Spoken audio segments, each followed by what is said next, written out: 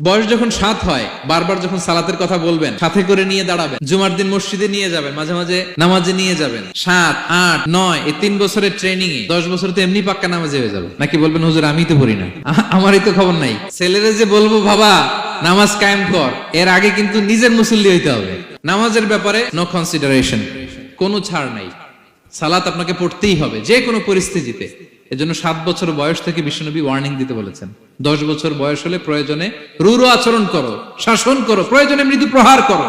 অনেক ফ্যামিলি আছে নিজেও নামাজি, ছেলে মেয়েদেরকেও নামাজের কথা বলে পড়ায়। জোহর পড়তে দেয়, আসর পড়তে দেয়, মাগরিব পড়তে দেয়, এশা পড়তে দেয়, ফজর পড়তে দেয় না। ফজর নিয়ে টেনশন নাই। কেন?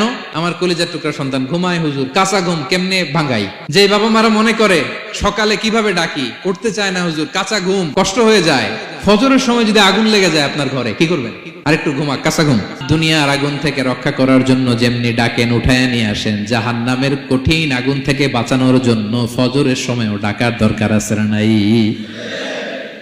দুনিয়ার আগুনের চেয়ে কমপক্ষে 70 গুণ বেশি তেজওয়ালা। বিষ্ণু বলেন নারুকুম তুকিদুন, যে আগুন দিয়ে কিচেনে রান্না করো, জাহান্নামের আগুন কিন্তু এই আগুন নয়। জাহান্নামের আগুন দুনিয়ার আগুনের চাইতে কমপক্ষে 70 গুণ বেশি তেজওয়ালা। তাহলে ফজরের সময় ডাকবেন তো ছেলে মেয়েকে, হ্যাঁ, নিজেও পড়বেন, ছেলে মেয়েদেরকেও ডাকবেন। আকিমিস সালাহ।